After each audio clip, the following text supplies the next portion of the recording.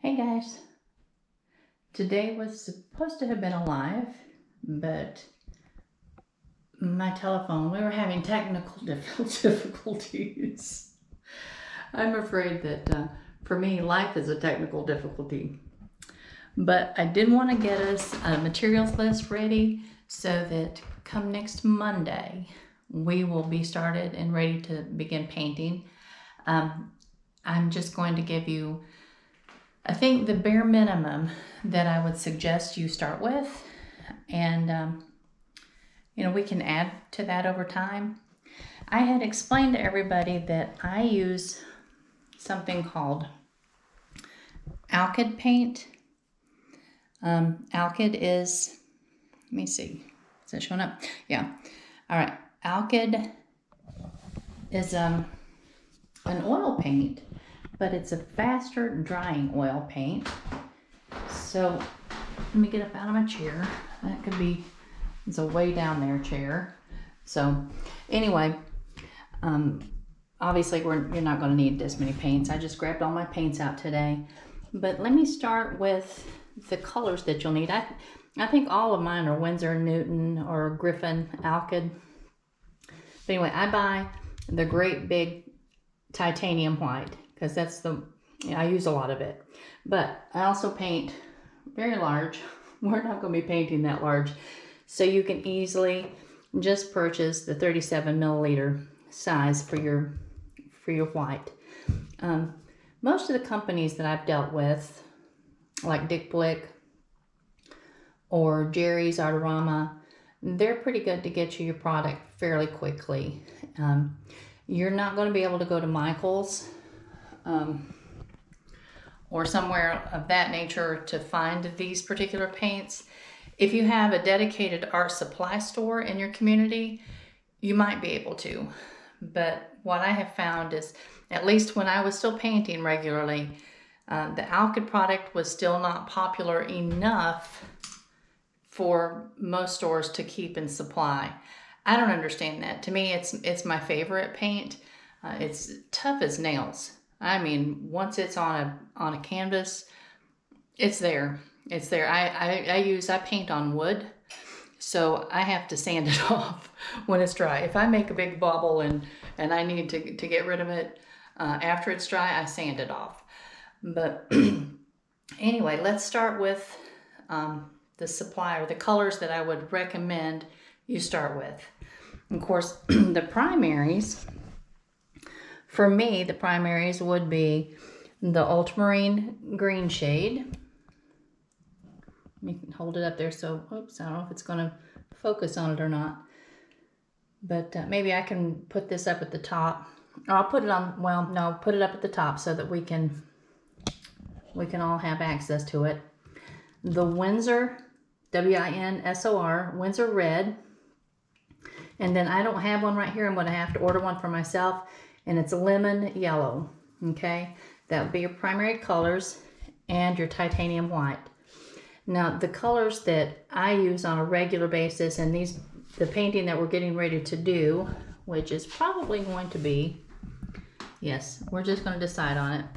We're going to do this one. And the reason is because out of the two of them, I think I had explained, some of y'all that listened to my earlier video on painting, on my paintings, and when I mentioned we were going to start out with a sunset, the reason for that is because to me they're the easier things to paint. There's just not as much detail. The sky is, of course, the focal point. And when you get down into the landmass and the trees or whatever, there's not a whole lot of shadow. There's not a lot of detail. So to me, it makes it much, much easier. So let's start with this little sunset right here. And then maybe we'll go ahead and do a second sunset, and we'll do this one next. I don't know why this camera, I'm not moving it. The camera's just kind of turning on its own. Stop it, stop it, stop it. But anyway, so we'll do two sunsets back to back, and that'll give us a whole lot of just basics.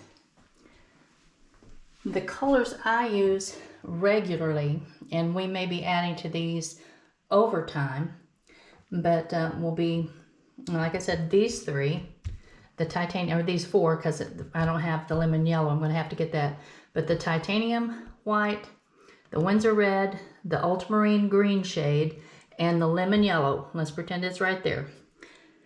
Then we have Purple Lake, Permanent Alizarin Crimson, Olive Green, Oxide of Chromium, Raw Umber, Burnt Umber, Payne's Gray, Yellow Ochre, Burnt Sienna, and Raw Sienna. Now there's all kinds of beautiful blues that I use on occasion. Not too regular, not too often, but I'm going to give you the names of them in case you want to make one fell swoop and order the colors that might possibly get used in later dates. The cerulean blue, the Prussian blue, and the cobalt blue are all beautiful colors. Oh, and the phthalo blue. So those are blues that I like to add in sometimes. Oh, no, I said the cerulean. Okay. And so we'll just start out with that color palette. I also occasionally use the cadmium orange and the cadmium red medium, but I don't think we have to have them on either of these paintings. What I've got to do, guys, this week is mix my color palette and just be certain that there's not going to be just a little ingredient missing that we're going to be frustrated not to having. So I will get that done within the next few days. I apologize that hasn't happened yet. There's cadmium yellow deep. Apparently I've used that quite a bit because it's empty.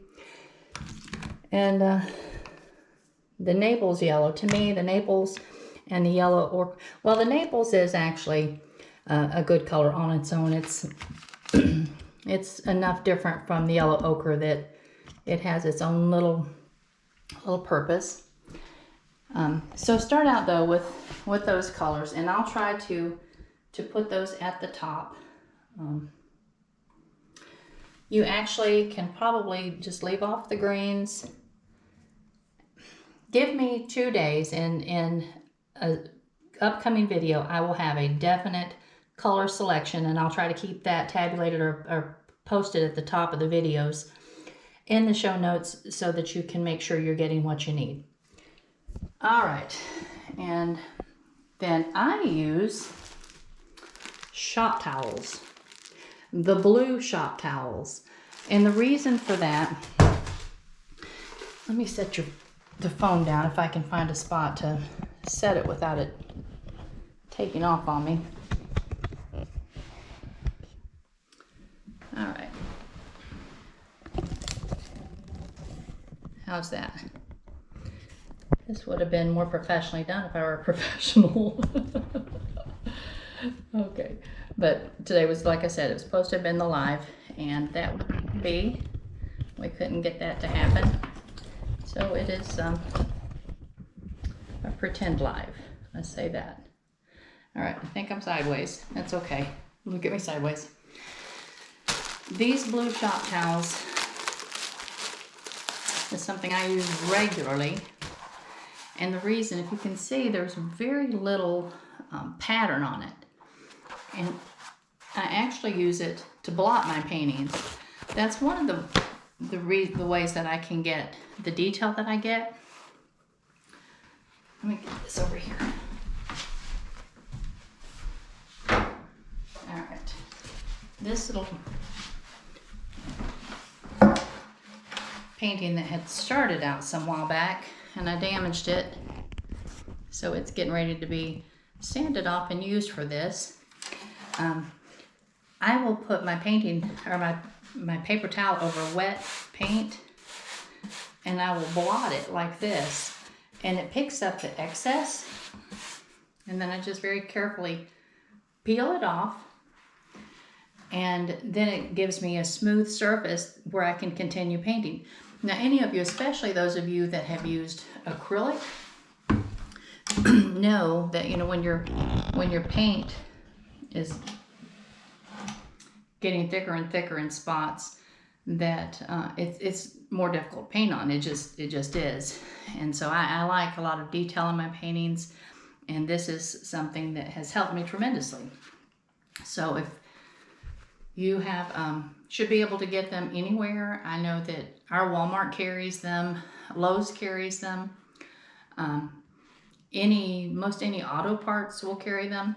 So grab yourself a roll of the blue paper towels. And as far as paintbrushes, until we actually start painting, and that's another reason I need to repaint this painting so I can determine which ones we need. I'm just going to say, you know, go to your local,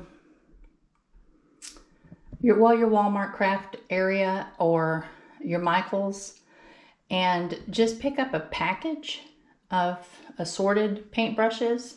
Make sure that it says for acrylic and oils. You don't want to get paintbrushes that are for watercolor, because if you do, they're not gonna hold the structure for the water or the oils in the acrylic, because they're so much heavier.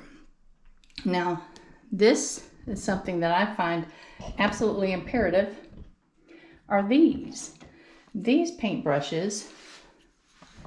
I use them, I know this is very noisy, you guys will hate hearing this. I use them to blend. Right now they're dusty. Look at all the dust on there. But I use them to blend for fog, for clouds, for multiple applications. And since we're going to have a lot of clouds in these skies, that's imperative. But let me show you what's much cheaper, and what I use actually most of the time myself are these little paintbrushes that you can get in the children's section. Okay, just get a good little selection of these, and you can see they're very dusty, but they're firm and still a little bit soft. So those are going to be our little pouncers. We don't need anything as big as I have over there because we're not painting large. So I would say get a little package of these. Maybe, you know, allow yourself to have 3 or 4 of them so that you can not have to clean them in between. I mean, you would have to clean them in between painting sessions, obviously, but you may not want to have to clean them in between colors if we flip to different colors. Now, canvas, we had talked about canvas size being like a size 12 by 16 or something like that. My canvas size right here, I don't know what it is. I will mention real quickly, Hugh makes my canvases, and I don't know why I call them canvas, because they're not actually canvas. It's plywood. You can see I paint on plywood, and he pre-frames them, so my paintings can go on the wall without having to be framed, which is nice. And if you buy something called gallery wrap, you can paint around the edge of your painting like this one, and you will not have to purchase a frame either. So consider that. Consider that when you look at your gallery, or when you look at your canvases, if you want one that can be hung without going into a frame, just ask the person. Maybe you might ask the person that works in that area to help you find a nice gallery wrap. And some of them, they can be just, you know, simply that deep, maybe an inch deep, or on up into several inches deep. This one obviously is, I think it's about 2 inches deep. So it's just my preference. If somebody wanted then to put it in a frame, there's still certainly that option. But I like having the option of not having to put it in a frame. All right, as far as solvents, I use a product called Terpenoid. It's kind of a low odor turpentine. Getting my little cabinet over here in the corner. And, you know, I buy it by the gallon, but you can get it probably in a quart, maybe even in a pint. And I keep my peanut butter jars, lots of peanut butter jars, because that's what I put my solvent in. That's what I clean my brushes in. And the cool thing about the Turbinoid is that you can clean your brushes, let it settle for a few days, pour the clean off, and you're not wasting anything. I like that. Now, I had one person ask me if the canvas has to be gessoed before we use it, before we start. You can do that if you want to. You can get a little container of gesso and very thinly just follow the directions on it. I was thinking most everything now is primed, so I think that's an extra step that isn't necessary. Just make it easy on yourself. All right, and now what we're going to use for paintings, for a surface for our paints. I have this metal thing. Just obviously you can see at some point I didn't get it cleaned out quickly enough, and so the paints are stuck there permanently. I just ignore them. I still use it. And the nice thing about something like this is that it's large. That's almost as big as, and you could probably use if you have a baking pan that's, say it's served to past its usefulness as a cookie sheet, then dedicate it. If you have a white surface is better because, then it's easier to see your colors, but a silver surface would work just fine, especially if you're working with good lighting. And then when you're finished, you just wipe it off with a paper towel. Save your paints. You know what I do? I learned this, about a year into painting, that my alkids, I can scrape them off and put them on a paper plate, put them in a baggie, and put them in the freezer. And they're perfectly fine to pull out and work the next time. And so I've saved a lot of money on paint by just saving my paint that way. So there's really just no waste at all if you just remember to go ahead and put it in the freezer like that. And I keep thinking I'm forgetting something, girls and guys. You're gonna have to work with me here. The live would have been a little easier today because I think I would have been prepared for it, but it was not to be. All right, so let me think. You've got your painting surface, you've got your paper towels, you've got your canvas, whatever size canvas you want. If you want it to be shaped like that, I would say stick with maybe like a 12 by 16 size. You can go up as large as you want to. I think it would be a little easier to follow along if we're staying on a similar size, but it doesn't matter. I mean, you can watch the video as many times as you want and just take the amount of time that you want. That's the important thing. I gave you the paints list and the brushes. As we move along, each painting will possibly, you might be able to add to your brush selection. Look at my brushes, guys. I have, several hundred brushes. Several hundred brushes. Some of them I never ever use, but I never throw them away because sometimes the best brushes are the ones that you take your scissors to and you just chop them into the shape you want them in, and that becomes your favorite painting utensil. But I never throw a brush away. So I have brushes over there that are probably 20, 25 years old, but that's okay. That's what I collect. I collect paintbrushes. All right. Well, I think I've given you the information I need to give you for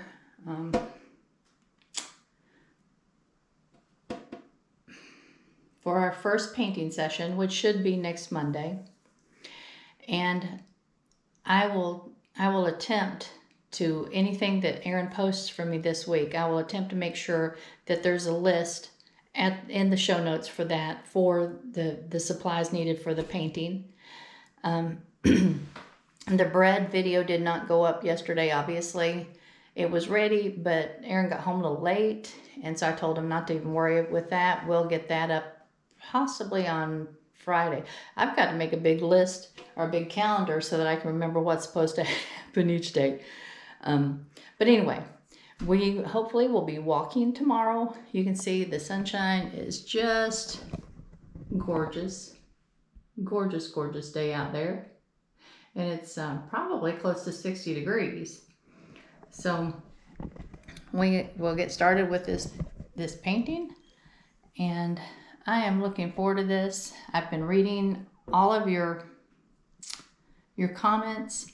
I haven't written the questions down. I was going to do that before the live today, but we will be having a live hopefully soon. Erin said that my phone apparently is not a phone that can set up for this.